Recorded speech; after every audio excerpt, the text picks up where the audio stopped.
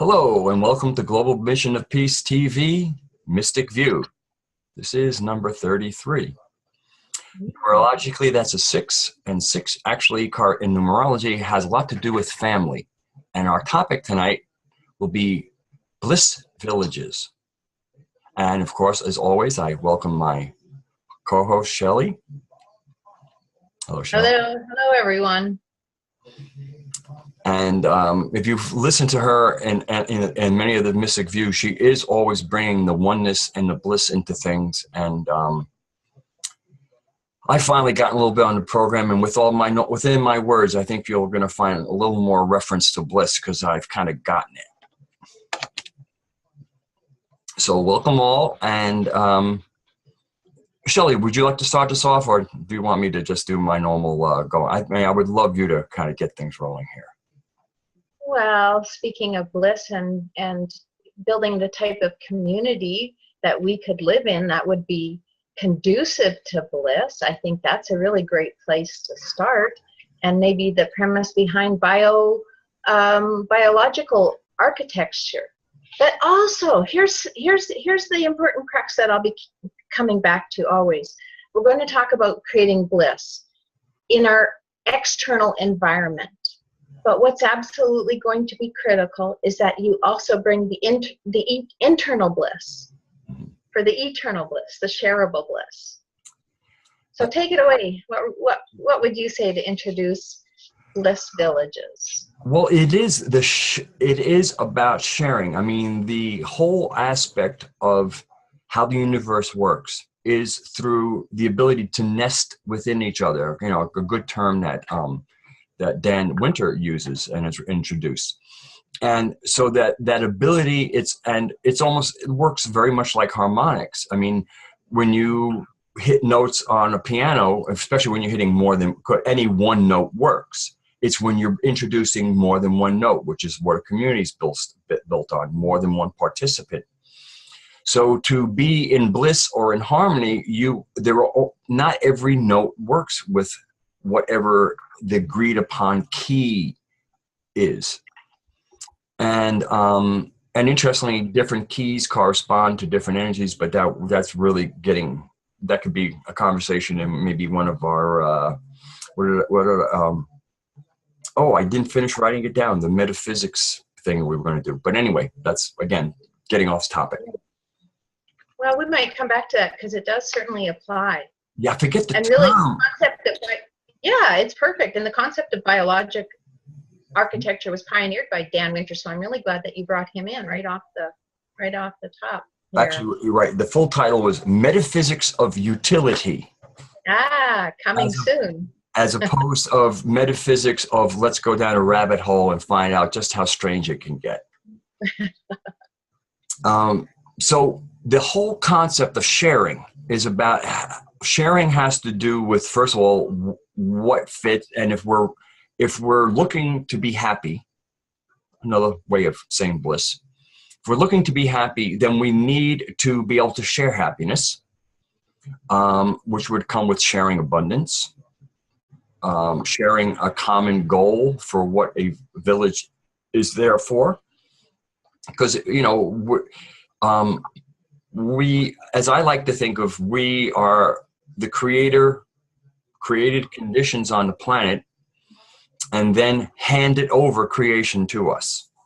I mean, if we were to take it from the Old Testament, on the 6th day, the creator rested and didn't show up for work on Monday because that's when our work weeks began.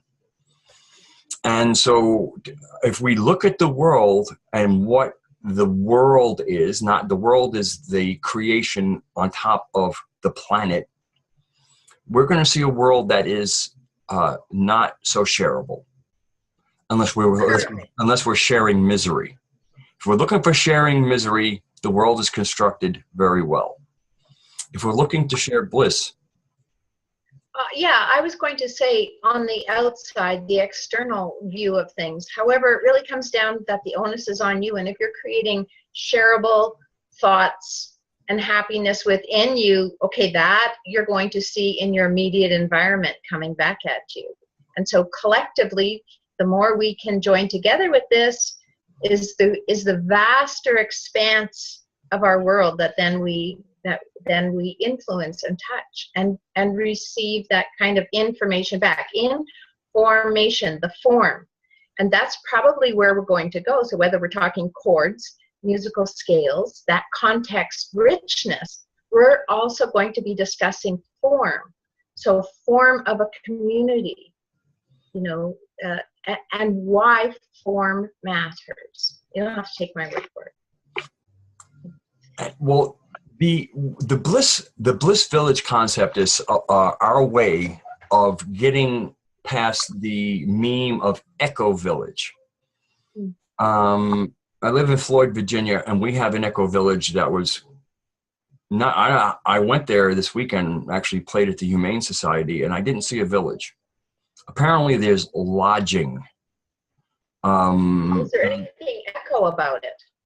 The perfect echo is Hayes conjugation, and that's also Bliss. But I'm under the impression that echo means their personal economy based on the rates I saw for camping there. It's more like economic village. Okay, new paradigm villages. Bliss. And so for me, I'm seeing many of the Echo Village concept is just really kind of like, let's put together something that's kind of cool, but we'll still go to regular jobs because it still costs you the same to live or more to live there for the pleasure of living in what you think is something new. And a lot there is, Shelley, you have a concept called Pantera that actually is different. And that's what... Yeah, Pantera is very different because it is a complete community whereby the people who live there also work there. The food and the products we utilize came from Pantera. And it's a cooperation that works to achieve the highest good for everyone. And so we've kind of worked out some of the details, which is an essential step if you're going to put it together and offer it to people. And it starts at the hub, which is the education center. Yes. And from there, it spans out and touches every area and every walk of life, but from an entirely different concept. It has no basis on the paradigm that we're living today. It has the politics are different, the finance, the education, obviously. The means and way that you live is entirely up to you still. There's absolutely free choice, and creativity is welcomed. But what we do that's different is encourage the beautiful spark of each person to come forward, as opposed to making them fit into the boxes that might have served the past controllers, whatever we want to call them. But let's move on. Well, actually, no. To me, again, but free choice is not necessarily an anarchic. Again, maybe anarchy might be the wrong word because it just means without rulers. It doesn't mean chaos at all. Mm-hmm. But it's like we're certain agreements. Like, if you have let's take an orchestra. They're all playing. You might have 50 people playing in a key. And let's say you're not reading from music. Let's say that you have really skilled musicians and they're invited to put in whatever they want. Their free choice would mean that they would eliminate notes that don't harmonize in the chosen key structure. Mm-hmm. So they can bring the utmost creativity, but there is an agreed upon general resonance of what that is. And disharmonics would not be something that in other words, the whole idea of free choice by being in an agreement about what the result of these choices are. I like that, and we can come to maybe the Berlin Philharmonic about that, but it also reflects back on what you initially brought forward, is that it's shareable, and that, yes, you were talking about educated musicians, people that already had developed skill, but the bottom line that everybody has is an experience that tells them sharing something was a joyful experience. That led them to something that you cannot buy. And when we're talking about purchasing, money has become such a subtle interface that it's affected every aspect of our thoughts about how we even try to bridge this gap into the new paradigm and begin to imagine what it would be like to live in a village free of that kind of energy. What about the Philharmonic of Berlin? Well, I want to get back to that, but I just mean, to me, what you're bringing up, I mean, the concept of money is a value placed outside of ourselves. Yeah. And the only value is people. People,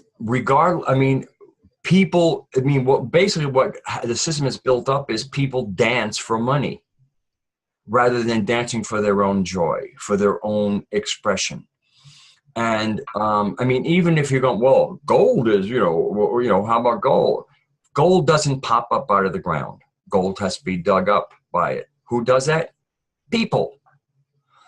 Who, if you might want to, melt it and then put it into coins, who's going to do that? Who's going to gather the wood or create the energy to melt it down? People.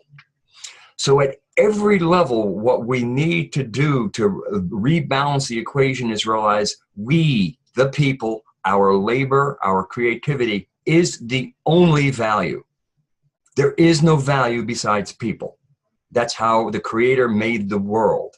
Everything was there and given to us, including the gold in the ground, if we wanted to dig for it and use it however we wanted to. But it is us. We are the value. We are the fractal representation of the Creator. And that fractal representation of the Creator is the scale, another scale of exactly what you're speaking about. It's that God spark within you.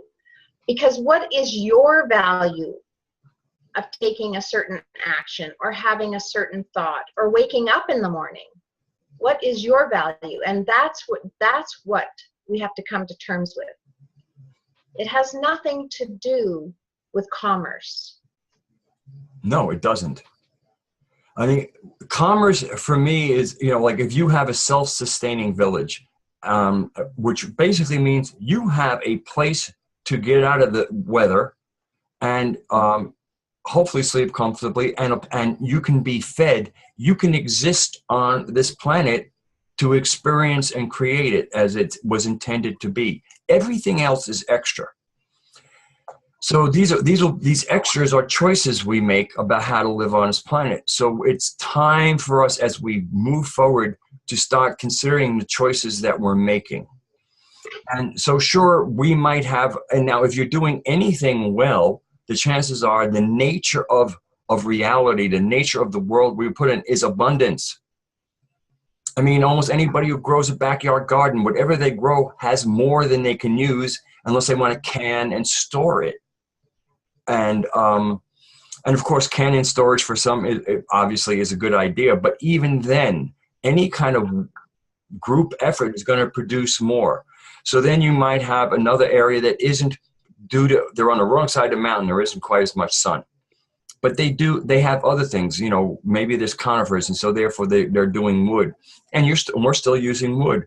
So then we have ways of trading, but it's not money based. It's human effort, human labor, human creativity based.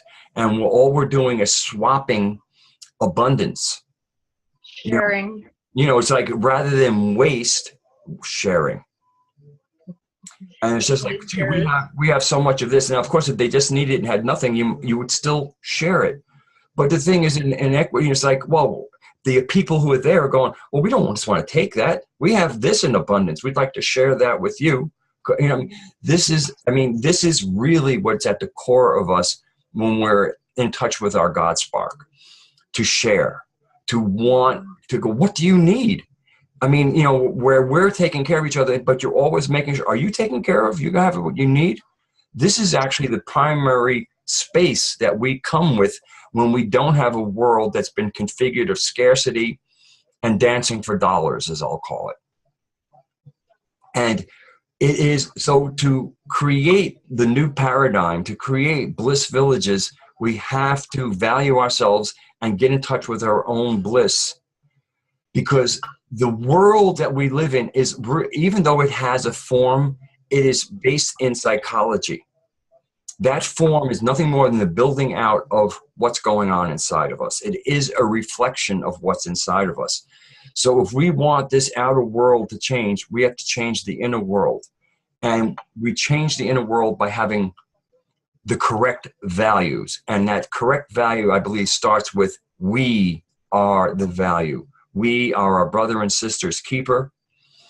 And, and do unto others as you would have done unto you. If you would like things, if you like comfortable and like people thinking about you and whether you're okay, then that's exactly the reciprocation. I think the question you said was, are you okay? That brings me to the story of Parsifal and the Castle of the Grail that we were talking about yesterday, because it brings us to word. How you speak to yourself, but how you're speaking to your neighbor, how you're communicating is having an effect on your own biology. It's having an effect on your community. So this is also one of those subtle little areas that would be absolutely critical and important. And it's been given to us in all the sacred texts as well, even in the mythology. So coming back to Parsifal, the question, it had to be a question of compassion. What ails thee? And that is what brought that, well, it was the spear of destiny, but that's what salvaged it and brought all the pieces back together again, was when you asked that question, because the magic spell was love. It was the sword is word. And what did they say about Jesus, right? The word made flesh, the love of Christ. That is the word. And Christ was also referred to as the sword fish, even, that Dorado, and the gold fish that sometimes the general 99% of the population are sometimes referred to as goldfish. But what does that mean? The goldfish are actually part of nature. They belong to nature, but they've been taken out and put into their individual little fish bowls, as opposed to living in the sovereign seas that they were intended to and designed to be living in. And that's what we're trying to do, is return to our sovereign natural state. That's what this is all about. It's simply remembering who we really are and taking the steps to return to that. I agree. And I'd like to, first, I want to hold on to word, because again, we're talking about the impact words have on other. Mm-hmm. For good or ill, and obviously we really want them for good. But this case of word, because you have word from the Old Bible, from the Old Testament, and words from New Testament, in which case they kind of have different roots. The root in the New Testament, which to me is most applicable to bliss and sharing, is the original word in Greek was logos. Mm-hmm. Logos was reason.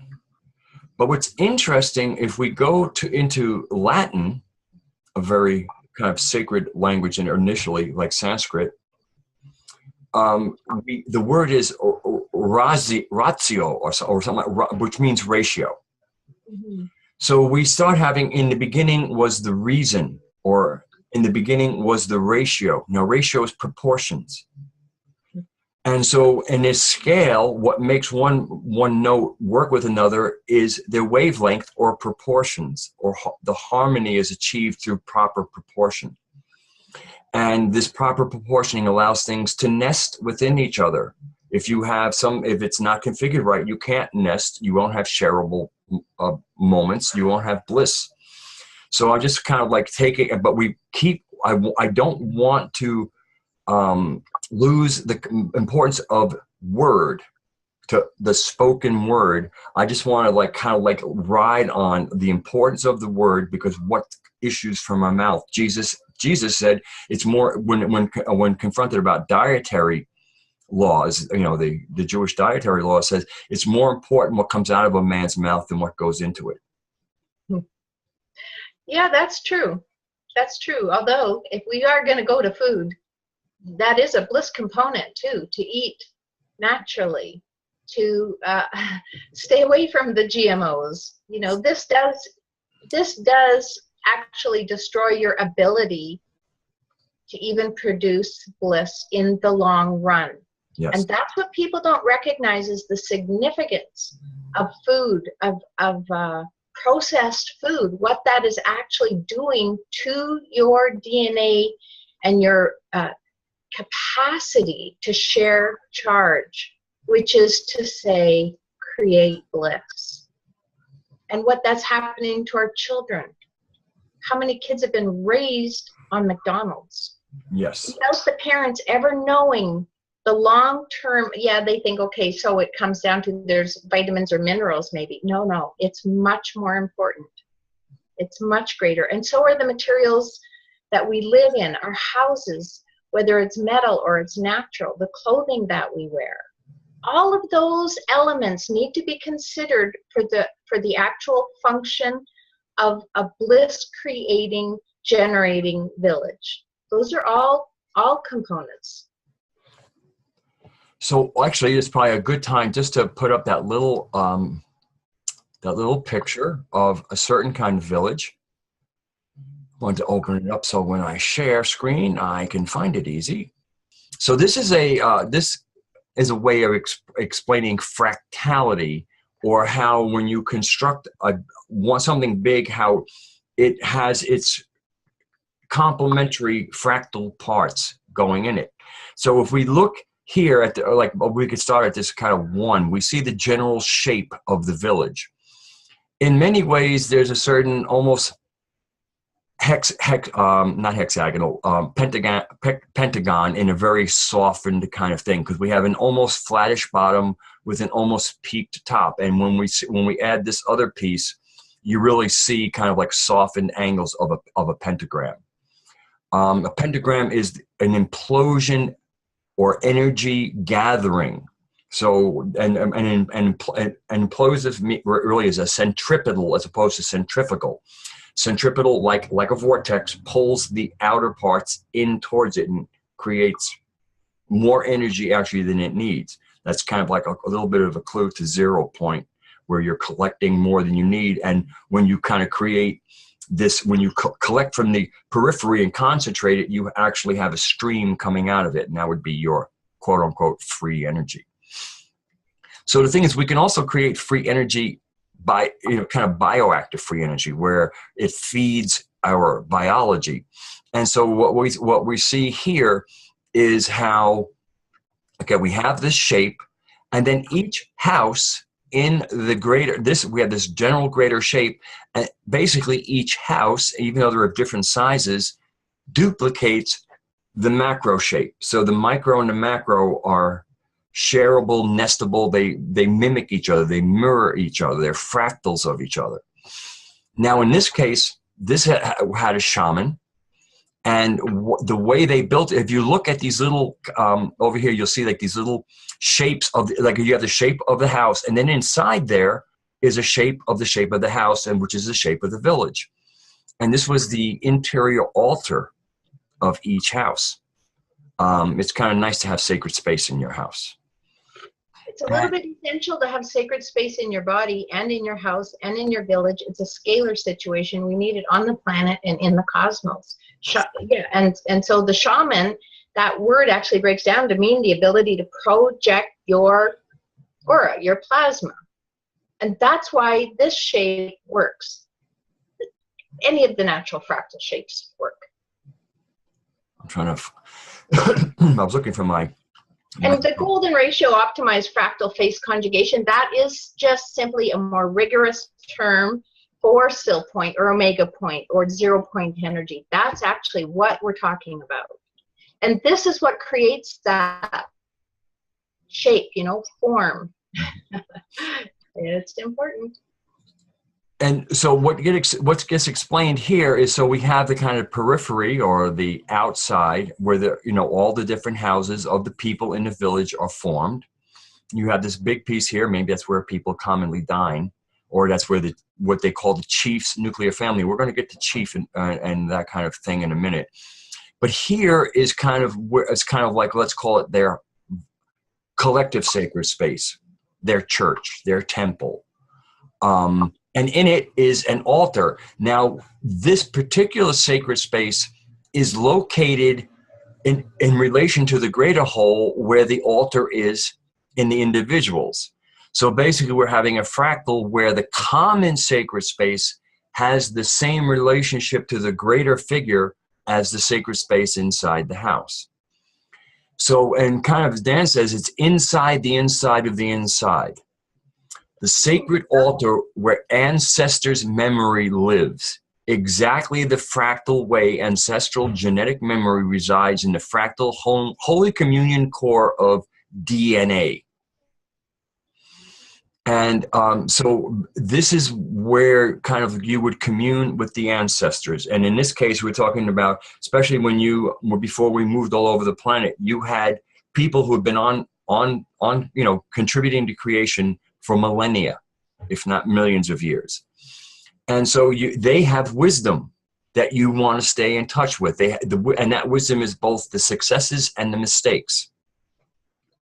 And so what this created was a way for all of the DNA of the families that are represented and captured and kind of have their own vortex in each house to find a common place for that, all the ancestral DNA to accumulate and commune with that wisdom. And so anyway, this is one example. Now there are different kinds of forms that we can use, but this is a super implosive energy building form. Is this kind of rounded pentagonal shape? I'm going to stop share here for now. Well, that is super. It's superluminal. It's phase conjugate harmonics of the natural biologic origins. That's what allows the survival wisdom of a primary DNA signal to dominate. You know, that's what you were showing earlier. What you were talking about earlier was reminding me of taking a segment out of the DNA. And you know, this is really a powerful reason why we want to return to these type of villages, is because right now, part of the technology is that they can take that DNA out and they can insert a memory. So this is probably in the wrong hands not a good tool. We want to return to the natural way to propagate and maintain the survival of that DNA, the wisdom of the DNA. Yes, and the wisdom of that DNA is basically a fractal of the wisdom that created that DNA. So we're coming back to the creator. Without, we want to live in creator consciousness, God consciousness, call it what you will. That is central, because that is where our sovereignty derives from. Even in the United States Constitution, sovereignty of the people derives from God. And so the government is then appointed by the sovereigns to do some work. Okay, they derive their power from the sovereigns who derive their power from God. And when we start seeing the turnarounds, when you have the divine right of kings who think the power goes to them and then goes to the people. And that is a stealing of the sacred fire. That is somebody coming in and parasitizing the connection. The connection was given to all of us, and then okay, so we have the chief's house. The chief, very often when Westerners come in, because they come in with their divine right of kings and the rest of that baggage that they have, are looked at these people who clearly were speaking and the people deferred to them. What they don't know was that this person was there because the people had seen this person as the best representative. They didn't have authority. They spoke with the authority of the people. They couldn't give orders, but if they wanted something carried out, they could probably make a very persuasive argument based on reason, on the word, based on good logic and ratio of how things work. People said, something, you kind of pull it together for us. That's why you're there. But there wasn't any, like, you will do this because I said it. No, I'm going to present an idea. It's a good idea, huh? Yeah, we're on it. You know, okay. So that's kind of how it worked. Now, obviously, if an illness, that illness of psychopathy happens to get into something, you could end up finding places where you have somebody who thinks that they're above the people. But in all of the healthy villages, whether they were Eskimos, whatever, it was always the kind of the best choice, the person who demonstrated the qualities to be there and basically be the conductor of the orchestra. But the conductor was just the person who was best at coordinating things and allowing other people willingly to be coordinated because they felt comfortable with this guidance. And at every point had input from being in that directed point. And so, okay, we're gonna take our break here because we have had in two of our other Mystic Views, Blue Ridge yurts. And I'm going to break the space so our graphics people and our production people can insert this little Blue Ridge yurt thing again, because we want to promote yurts as one of the ways of fairly easy sacred architecture, and we'll expand upon that a little bit. So, okay, production team, this is where we're breaking. We're going to put in the Blue Ridge yurt part. Hello there, I'm Radagast, and I'm here in Floyd, Virginia, outside of Blue Ridge Yurts. Let's take a walk inside and see just who's doing this and how they do it. So Kathy, you're one of the proprietors or the proprietor? I'm partners with my friend Sharon Morley, who makes the wooden frames, and we make the covers here. This is supposed to be our welding room where we make our boots. This is a hot wedge welder, okay. And we put our fabric up here on the track, and then that runs down the track and welds it. They still make things in America. We've seen the inside of Blue Ridge Yurts. Now we're going to start looking at a couple of the yurts. This is just the basic layout, very well constructed, very strong. All of this is locally sourced. So now we're going to go see what a grand yurt looks like. Looks can be deceiving. This is a 30-foot diameter yurt with 10-foot walls. Regular outdoor living, grills, tables, and a real door. A kitchen. Hardwood floor. A real stove. Couches, TVs, bookshelves, a spiral staircase, a very roomy bathroom, and the guest bedroom.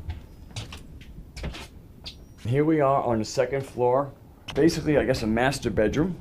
A 5-foot in diameter dome for letting in light. And this is a really spacious bedroom.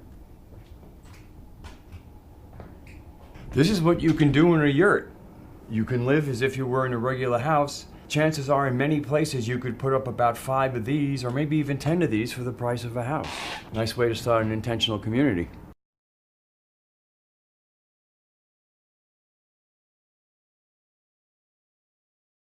Okay, we're back with the second part of Mystic View, Bliss Villages. So chances are you're going to have seen something about a yurt. And one of the reasons I'm picking yurt is because a circle is a fairly healthy biological structure. And there are yurt makers, and what we really want to get to is building materials. We need to get away from aluminum, as in trailers, and we need to get away from steel, especially as in girders. These are not conducive to bioenergetic fields. As a matter of fact, they're not only, if they were neutral, it would be one thing, but they're not neutral. So aluminum and steel are really not good building materials as far as biology goes. Stone, wood, and of course, then there's this combination glass is fairly decent also. Not always the best for cold situations, but you know, it is silica based. But there is, to me, this new material that holds great promise because and we're talking about hemp. because not only can it be used for clothing and natural polymers, rope, but it also can be used, especially the heart that isn't used in these other things. They're kind of what you call the pith of it, is really the ideal material to add to lime and create a kind of a cement called hempcrete. Now, one of the downsides of hempcrete, and probably the only downside, is it doesn't have great compressive strength. That is, it doesn't support a lot of weight the way concrete does. So basically what you're using hempcrete is in place of whether it's wood or some other kind of shell. But the average width of, like, think of a cinder block width, has an R value of 25. In most places, walls are considered well insulated with a 25 R value. Usually it's up in the roofs that you go for the higher R values because heat rises, so you want to cap it. But when it comes to the ability, not needing to use fiberglass, another thing you really don't want to have surrounding you, you can use hempcrete. And now normally there's a nice video about building a house in Asheville, and you use regular regular wood 2x4s to create the structure, and then rather than putting aluminum siding and other things, you put hempcrete. Now, plasterboard in many ways, but that's used for many walls, is not a bad biological. It's made of gypsum, and it's coated with paper. So in many ways, that's biologically sound, but it has a poor R value, which usually what happens is you end up creating these walls, and then you have to put fiberglass in the middle to get your R value. So by using hempcrete, you get your R value, and you have something that's biological. Now, the other beauty of these is hempcrete breathes. It tends to balance the humidity levels between inside and outside. And in this breathing, because you're putting lime in there, and lime likes to ultimately become limestone. But lime itself needs a carbonate. And there is a naturally occurring carbonate that many people actually think there should be less of. I disagree with that. But since we have people who believe that, we now have a selling point for hempcrete, is that as the air transits through this breathable hempcrete material, the lime leaches the carbon dioxide. It captures it, okay? It removes it from the air. And little by little, this lime, by stealing these carbon dioxide atoms, turns into calcium carbonate. Hempcrete ultimately will become limestone. And so therefore, not only, if you've ever seen regular concrete, after 50, sometimes after 20 years, it's starting to break down, the elements break it down. With hempcrete, you have something that goes from being resilient to that to something more resilient. Basically, a hempcrete structure can last for thousands of years, just like a stone structure would. So we're getting an R value. We're getting something that's kind to our biology. We're getting something that removes carbon dioxide from the air, which some people think is important. So therefore, we honor that whole process. And we get something that gets more and more enduring with time. And one of our other themes is building what endures.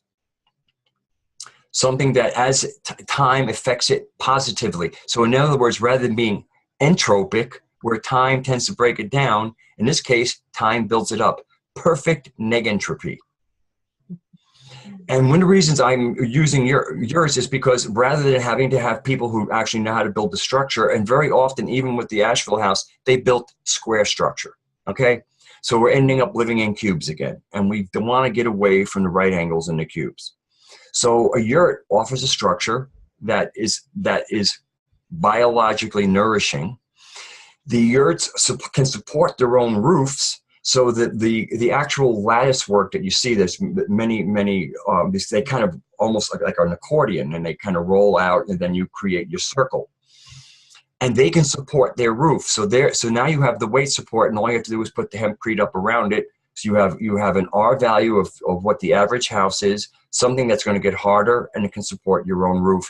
And you get away from the average modern yurt covering, which is some kind of very resilient polyester. which is an entropic material. We don't want to work with, no matter how fine, we want to get away from the polyesters. So we're doing a natural material, plus that polyester has an R value of what, 5? Okay, so we are addressing multiple things with the yurt as like a quick structure that can go up, needs the hempcrete, and then you fill it in there, which is why I've been promoting the yurts at the moment. These things come pre-delivered. You can put them up, and then you get your crew to put up the hempcrete, where if you're building a house, you need people to know what they're doing. I mean, you need some skilled labor. This is a way of getting away from the skill required to build a regular house. And then if you're willing to put the sweat equity in and create your own little forms that will hold hempcrete, you have a house that'll last for thousands of years. Mm-hmm. Mm-hmm. Okay, that's my little hempcrete and yurt promotion. Hey, well, that was a really good hempcrete promotion, and it fits today. Now, what happens when we can release the technologies that we've had on the shelf for so very many years? Really, it still comes down to biologic architecture, because all life responds well to design that's in accordance with nature. And these new technologies are far more in accordance with nature than what we've been living with in the type of houses and the angles, the harmful materials, sharp corners that bleed capacitive charge. There's technology that we're going to talk about, a new paradigm that would completely move us right past this entire map altogether. But in the meanwhile, let's plant some hemp. And that's the other thing, is about people getting, currently we have to let the will of the people be known to people, to others. And it isn't just a matter of will. I mean, to me, when you embrace your sovereignty, when you realize that this planet was created for us to be on and become the second creators, that means that every plant that was on this planet was given to us to work with. And so therefore we need to approach our governments with, are we working with the creator, or we are working against the creator? Any prohibition against anything that we were given in the creation process is an affront to the creator, is actually a crime against the creator. So it might be, it's a criminal offense to grow hemp. No, it's a criminal offense to make growing hemp and using hemp an offense. That's the crime. Mm-hmm. And we need to start letting our governments know that we see that they're working against the creator. And if they're comfortable with that, I think there are, especially at the local level, there at the local level of government, there are a lot of people who actually go to church, temple, mosque, whatever. They actually believe that they are in alignment with the creator, and that this justice system is part of, the justice thing. And we kind of inherited that from certain concepts of justice I'd rather not talk about. The fact is, if God gave it to us, it was given to us for creation. And anybody standing between us and creation is a criminal. And we need to let people, especially at this town level, where sometimes the upstanding citizens who are part of the town, when they're churchgoers and whatever, did you ever know that by embracing some of these laws, you're actually standing against God? That's a powerful psychological tool to employ when you're trying to get people to realize, no, I never thought of it that way. Well, maybe it's time we start thinking about it, because we need the resources that were given to us. I mean, even in places where you can't capture rainwater, do you think that wasn't given to us to utilize? Anybody, if rain is falling from the sky as creation was devised, and somebody's saying you can't collect rainwater, do you think they're representing God? Right. And we're talking sacred architecture. And what is the most sacred architecture but your own physical being? And so the onus, I think, we have to keep coming back to, that hygiene has to be within us first and foremost. If we expect to have an impact on our government and create new blissful constructed villages, we need to take the first step, and that might be a hygiene, a cleanse, a detox of our own thoughts, of our own outlook, of our own beliefs. That's the sacred architecture. I'm sitting here, okay, I'm looking for, I'm trying to find the OSCL that Omega Institute in Rhinebeck has, because the reason why is because, again, if we're creating bliss villages, no matter how blissful we are, we're gonna have toilets, and what goes into them and what comes out of them. And so that means creating, to me, a new infrastructure for dealing with that. Boy, it used to be when I went to Omega, I could find the OSCL or whatever it is, like really. It's not even that new. This is a means of using organic materials, recycled organic materials that's been used forever. And really, we can just employ it in a more organized fashion to serve a greater number of people. And I think that's what you're looking for. Well, it's also, we want to be food self-sufficient within whatever where we're living, our region supports. Mm-hmm. So when you look at flushing a toilet, and what they were doing at Omega was they were processing it with microbes and plants. And we're able to process thousands of toilets being flushed on a busy weekend and releasing relatively clear water. And with a little less processing, you can actually have what would be called a gray water. And the beauty of gray water is if you really plan it, you have your toilets feeding into a processing plant, and especially with a little elevation, you could then have all of your gray water going into feeder hoses that feed your gardens. So you don't have to use drinking water to feed your gardens. And what's also beautiful about it is that you have gray water is nutrient rich, because where did it come from? Nutrients we ate and passed through us. So this is a way to get the nutrients back in the soil without the septic conditions. And we're actually having this beautiful thing of we turn this water into something that feeds our gardens through a natural and through a gravity-fed. I guess I don't know if you've seen the hoses that kind of called bleeder hoses, where you feed the water into the root system. You don't put it on top of the water; you put it right where the roots need it. So that also you get much more conservative or efficient use of water, because you're not dealing with evaporation. At least not the kind of evaporation when you put water on top of the soil while the sun's out. So that's I was trying to look for that, and oh, here we go. We have it's called the OCSL, and let me see if I can just call up if they have anything here. No, unfortunately, I was hoping for they might explain a little bit, but they just say each year the OCSL, and it'd be nice if they told us what the acronym stood for. Offers seasonal education opportunities for students, teachers, activists, contractors, architects, elected officials, and many others. Register for one of our programs or visit the OCSL and learn about regenerative design with a tour of the Echo Machine. Apparently, this is something new. The Echo Machine has a TM after it. But we're going, the Echo Machine. It's an upstream promoter, I believe. Intron, okay. The Echo Machine is at the heart of the Omega Center for Sustainable Living and is the latest in nature-influenced technology designed by John Todd, a pioneer in the field of ecological design. An Echo Machine is a water reclamation system that cleans water by mimicking the processes of the natural world.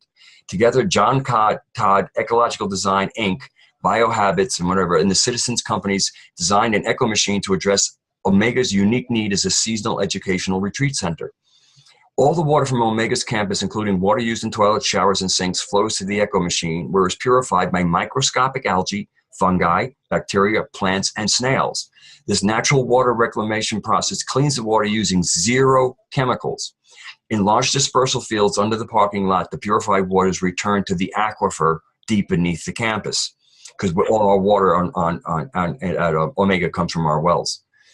So anyway, that'll be kind of like a quick, and then solar energy supplies 100% of the electricity necessary to power the natural water reclamation achieved by the Echo Machine. In addition, Omega's campus is located located on the side of the hill, so gravity aids the water's flow to the Echo Machine, reducing energy demand. So, this is just a beautiful case of intelligent design in building a Bliss village. And that's part of it. I mean, this Bliss village is about us, but villages will have infrastructure. And so many of the eco villages I have seen are little more than hippie getaways almost.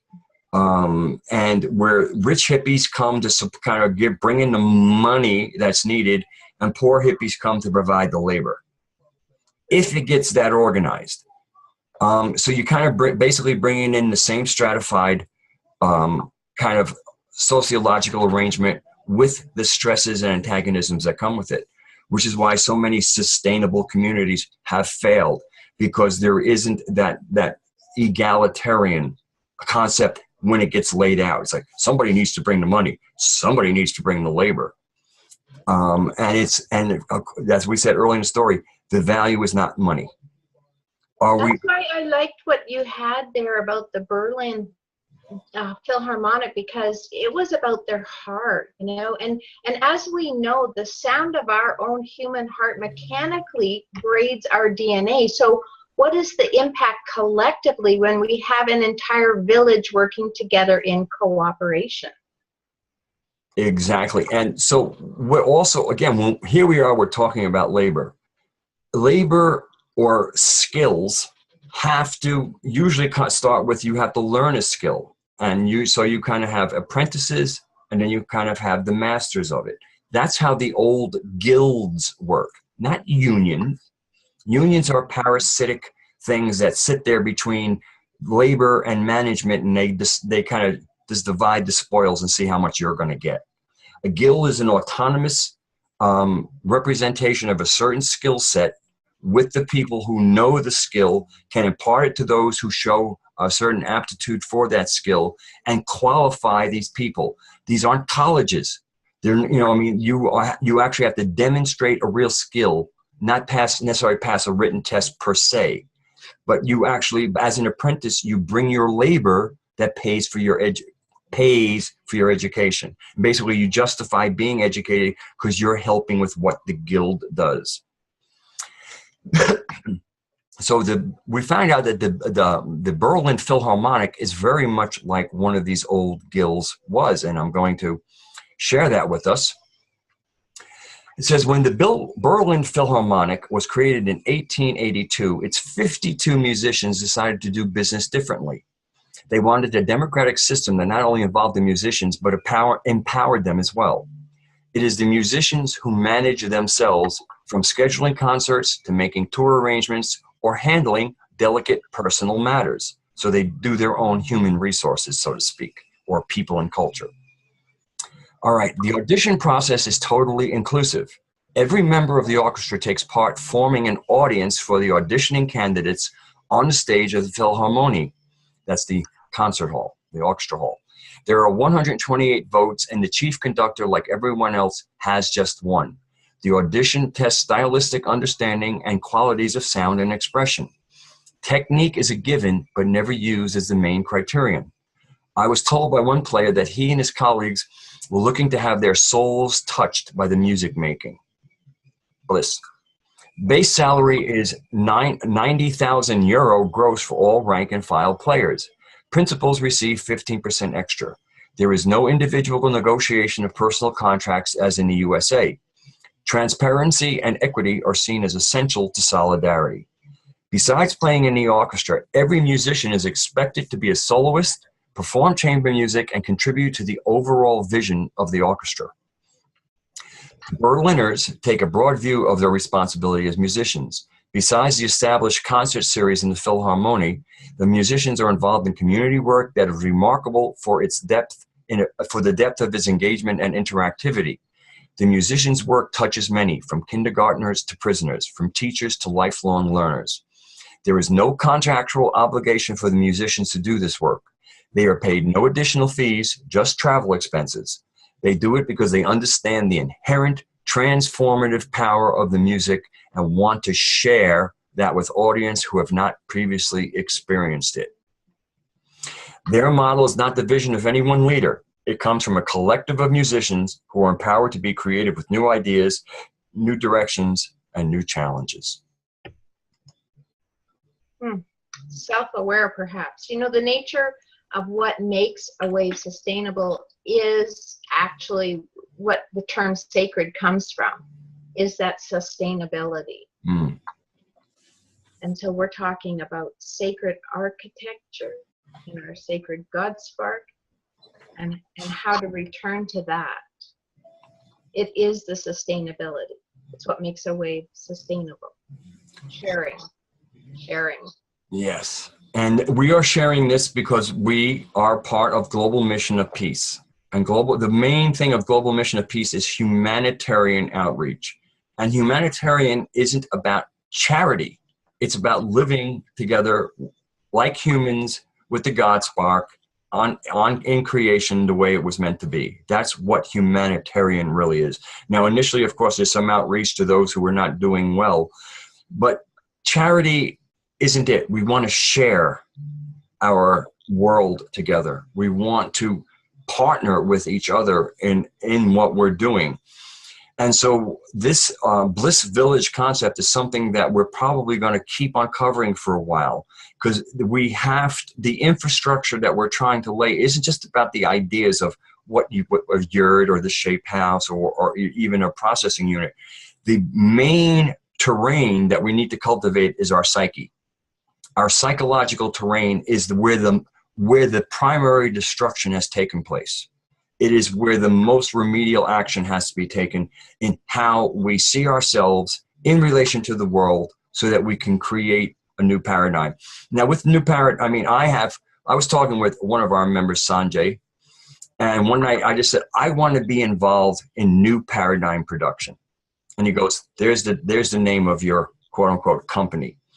So I'm just kind of making almost like a public trademark. New paradigm production is what I'm engaging in. It's what I'm trying to do. It's not with an S either. It's not New Paradigm Productions. This isn't a production company. This is about producing in the world a new paradigm. And it's done through ideas. It's done through sharing. And so I'm just kind of put it out there like, this is my own little intellectual property. No lawyers are involved. No lawyers will ever be involved. Lawyers are something I'd like to see given a new job, a new meaning, given new purpose. That's correct. A new way to express their brilliance. But yes. Really, what we're talking is harmony, and harmony, notes that we covered, sound, chord, community. And so we could be like the phoenix. And the reason I'm saying the phoenix rising from the flames of the old is because it derives from Pahanik, which means the house of Enoch. And the keys of Enoch are sound keys. So it all ties so nicely together that it's harmony. It's a collective harmony. So I think we're going to conclude our program for today. Please, we're looking to kind of make this a series, but try to go out for new ideas, find some of these new technologies, where you can go for resources. I just Google hempcrete. Look at there's a building in Asheville, North Carolina that they were showing actually kind of how you mix it, how you create forms. As a matter of fact, concrete, when you pour concrete, it's poured into forms. In this case, you kind of do the forms and you mix up batches and you stick it in there and you pound it down, and then you can remove it and it's allowed to dry. It has a certain amount of standing quality. It's not like cement where it's just sloppy. There's a little curing period, but it's not quite the same. And we're going to just be bringing you resources. Be involved. Do not just expect us to kind of like plant seeds. But then, please tend the gardens of your own growth and your own finding of bliss through the ability to share with each other, and the concept of sharing, the concept of looking, are you okay? you know, because as you're looking, I mean, make sure you're okay too. But the thing is, while you're checking somebody, you might think you're okay, and somebody else looks at you and go, I'm not sure. Can I, you know, maybe you could have a little help there, because certain people can be very heroic and almost give up too much of themselves to help others. And we don't want it. This needs to be a good balance. So by us all checking in with each other, we'll make sure nobody's giving more than they need to. And we'll support each other's bliss. Correct. So in Bliss, I like it.